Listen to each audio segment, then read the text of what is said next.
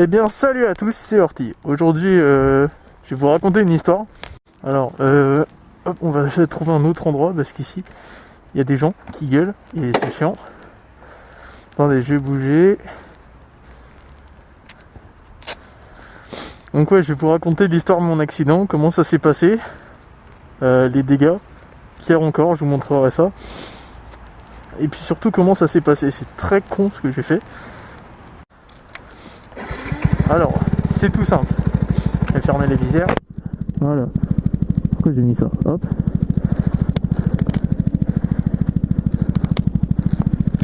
Alors, c'est tout simple. C'est l'histoire d'un mec qui veut faire plaisir à sa copine, enfin, en lui faisant une surprise en fait, en venant la voir. À savoir que ma copine habite à 15 bornes de chez moi. En fait, j'ai fait franchement ouais, plus de 10 bornes en fait, sans aucun souci. Vraiment la route était belle et tout, il y avait un superbe soleil mais il faisait hyper froid. J'ai fait une grosse partie de la route sans aucun souci, sans voir de givre, mais en faisant quand même attention, enfin sans rouler trop vite, parce que je savais qu'il y avait voilà, le froid, le verglas, tout ça. Mais j'en ai pas eu sur plus de 10 bornes. Quand par un moment,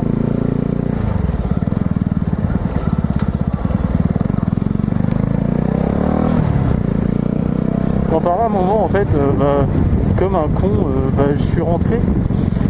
En fait, pour aller chez elle, faut passer par plein de villages en fait. Et l'avant-dernier village, en fait, celui juste avant le sien, j'arrive à la sortie et j'ai vu que tout était bon. Mais en fait, voilà, bien sûr, on peut se douter, c'est qu'il y avait du verglas en dessous. Et bien sûr, avec ma chance que j'ai, il y a eu du verglas. En fait, je roulais hyper lentement. J'allais même pas, vraiment, je vais vous dire, j'allais à 20. Et à 20, j'ai quand même réussi à me planter. Les dégâts que j'ai eu et que la moto a eu, vraiment, ont pu être énormément plus importants. Si comment dire, bien sûr, il y a quelqu'un derrière, mais en virage, je suis pas le fou vu que bon, la route est quand même pas mal mouillée. En fait, ouais, les dégâts auraient pu être énormément plus importants si j'y étais allé plus vite ou je sais pas. Enfin, vraiment, je m'en suis bien sorti. Donc du coup, j'ai fait 10 mètres, ouais, vraiment 10 mètres dans son village. Quand d'un seul coup, en fait, je roulais là comme à l'instant. Enfin, comme à l'instant, mais à 20 km/h, quoi. Et là, d'un seul coup, je l'ai pas senti partir, en fait. D'un seul coup, j'ai vu que mon arrière, elle se retrouvait sur ma droite. Mais vraiment limite perpendiculaire, quoi. Et j'ai stressé, quoi. Enfin, j'ai stressé, mais sans, bien sûr, j'ai pas freiné de l'avant, j'ai rien fait, quoi. Et ouais, vraiment, je me suis rendu compte que c'était mort direct. Je savais que j'allais me retrouver par terre. Et bon, je pense que c'est la chose qui arrivait à tous les motards, en fait. Enfin, quand ils tombent, c'est que l'adrénaline a fait que j'ai pas du tout pensé à moi. J'ai pensé uniquement à ma moto alors que j'avais le genou en sang en fait. Et la moto vraiment, enfin, par grand bonheur, n'a pas eu grand chose en fait. Il y a eu uniquement un carénage, un boomerang, enfin pour ceux qui connaissent les boomerangs, je vous montrerai tout à l'heure, c'est les carénages qu'il y a sur le côté. Là j'ai trouvé un endroit. J'ai mon levier d'embrayage là, comme vous pouvez le voir, qui est complètement dead. À savoir que il me semble que c'est de l'aluminium. Ça doit être ça, ouais, ça doit être de l'alu. Donc du coup ça se redresse pas. Ça se change forcément. Et donc du coup, ouais voilà, j'arrête pas de dire du coup, hein, je me rends compte. Pour finir mon anecdote, enfin anecdote, lol, putain je me suis tapé des bonnes barres jour là. Et pour finir mon anecdote, j'ai eu mon carénage de rayé j'ai eu mon levier vraiment là il est mort, hein, il est défoncé. Enfin, je peux embrayer mais je vais m'arrêter là-bas. C'est bon, j'ai réussi à me poser. Donc ouais, donc du coup en fait vraiment ce qu'il y avait, c'est que là on avait l'impression que c'était complètement mort. C'est mon carénage en fait, il avait bien pris, c'est ça le boomerang en fait, c'est toute la partie blanche.